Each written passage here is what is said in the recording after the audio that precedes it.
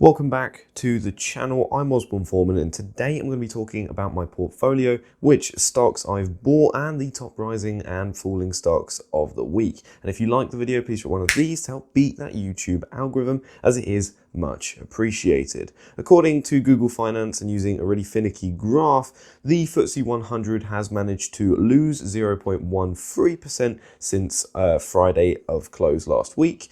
FTSE 250 has managed to gain 0.54%, and the S&P 500 was roughly floating around 0.35% as of recording this video. My portfolio has managed to outperform, gaining 0.94%, although I've not calculated the period of time from Wednesday to Friday whether any changes had happened, because as you may have known, I recorded last week's episode much earlier in the week, and so that remains more of a mystery. Regardless, for this week, I am up and above the markets, and this is credit to my top rising stock, Argo Blockchain. Argo Blockchain, I've sort of got a love-hate relationship, at least in an emotionless way, where it's either the top riser or it's the top diver, and there is no real in-between with this stock. But that's understandable because it is a very volatile investment tied to an even more volatile commodity if Bitcoin is classed as a commodity. Bitcoin itself is usually volatile, although for the last month it has remained pretty consistent, and so Argo Blockchain has managed to shine upwards throughout their own progression.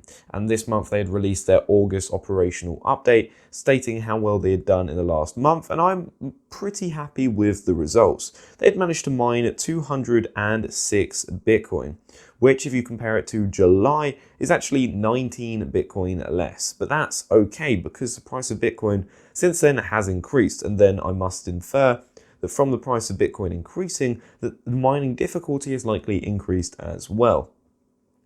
Although this is only speculation on that front. We also note that they have a total year-to-date mined amount of Bitcoin of 1,314, which I think is pretty impressive. And roughly, as of the video, the price being around about £35,000 per Bitcoin, that itself is quite a lot of revenue. And so it does look promising for the future of Argo Blockchain, especially because in the next month or two, we're getting those new miners added through September and October, and that should furthermore increase the amount of Bitcoin they're able to mine each month. And then we also have more in the distance that Texas facility, and once that is eventually built, which I imagine will probably be somewhere in summer times of 2022, but that's only a wild guess, then we've got more to look forward to, and then we've got some good growth ahead. Furthermore, when we look at the mining margins, it's actually 86% this month compared to only 83% in July, which is a good step and an improvement, because we had noted that before the margins had dipped into the 70s and now we're back up in the 80s, and that looks very promising indeed, likely from the crackdown in China where they are restricting their Bitcoin mining operations. Many of these operations had moved overseas or to other countries. This gave a chance for Argo Blockchain to really mine more Bitcoin and take advantage of the difficulty crash, as they are North American located and continue to be operational. And then as of now, the total hodl on the balance sheet is 1,659 Bitcoin, which I think is very good, albeit much lower than their competitors like Marathon, but then they also acquired a massive amount to the balance sheet. But we do need to keep this in mind because the NASDAQ listing should be upcoming, and so that should certainly push up the shares somewhat. I've said before, well, they're in potential for a 3 to 4 times gain. I think that was very optimistic, but I do think there is potential for shares to boost up, sentiment to increase, and then over the next 2 to 3 years, I think Argo Blockchain's share price will steadily increase. Hence why I continue to hold, and I didn't cut my losses when I was down about 30 to 40%. Although the important thing of this whole update on Argo Blockchain is the fact that they actually sold 61 Bitcoin at roughly an average price, and I will have to check this, of £35,324.94, or $48,800, but I don't use dollars as I'm a UK-based channel with my common denominated currency in pounds. Regardless, they managed to generate £2.14 million from this, and I'm actually happy that they've did this. Perhaps this is some form of euphoria, and it may be the same thing you get when you take profits or sell an investment that's in the green, right? As you take those profits, you feel good. Yes, you've got your money, you've got that. And maybe I'm getting that same euphoria that they're doing that on their balance sheet. However, it is important to note that the reason they've likely sold this is to pay back their aggressive short-term loan, which I believe only had a 6-month duration. And so them selling part of that Bitcoin holding now is very much vital.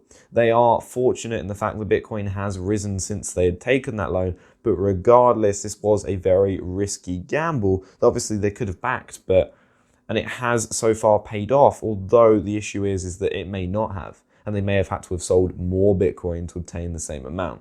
But then I suppose it makes sense. The management had this vision. It was a gamble. It was a calculated gamble that wasn't really going to be at risk for the company, but it could certainly bolster up the growth in the short to medium term, and so far it's done quite well. Regardless, I've not bought any more shares of Argo Blockchain. My investment is roughly down about 22%, but I will continue to hold, and I am more than happy to do so. And if you'd like to sign up to my stockbroker Freetrade, you can actually get a free share worth up to £200 when you use my link in the description down below. As for the top faller in the portfolio, this is actually my highest or second highest conviction stock in the entire portfolio. This is Boohoo. Shares of Boohoo have actually dropped by 2.9%, and there's little to no news on the matter, only volatility. I have been consistently acquiring Boohoo over the last few weeks. As it is my largest position, I would like to continue to build it up.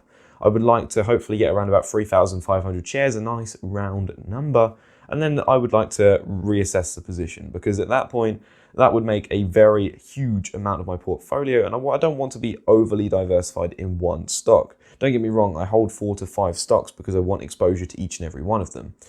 Boohoo, I don't want to be taking up too much of the overall performance, even if right now they are at a lower price, in my opinion, and will do well over the next 2 to 3 years. I've got to be more calculating, and perhaps at that point I would look to building up a cash position, and if Boohoo dropped further, then I would accumulate some more. But this is mainly my mindset behind this, and this is actually largely impacted, or my thoughts are largely impacted by my most recent read, which is The Art of Execution, the book behind me there, written by Freeman on how some of the greatest investors in the world get it wrong most of the time, but still make millions of pounds. If you're interested in that book, I'm going to leave a link in the description down below. It's been a very fascinating read, and has definitely left some good examples and a good way to really think about these investments. As for Boohoo this week, I did buy 45 more shares, an average price of £2.81. However, you may note that as of close of Friday, shares are down to £2.71. And yes, I did mess up the timing, but then I don't have a crystal ball. There was no way that I could have foreseen this, and so it seems silly to really worry too much about it. Obviously, if I did know in advance, then I would have bought then, but I didn't. So I'm not going to subject myself to short-term trading. And one of my favorite comments that I've read, and a saying that I consistently repeat, and it's really taken a place in my head, is that it's easy to win Sunday's lotto with Monday's newspaper. And it's very much easy in hindsight to say I could have bought shares on Friday instead of on Wednesday.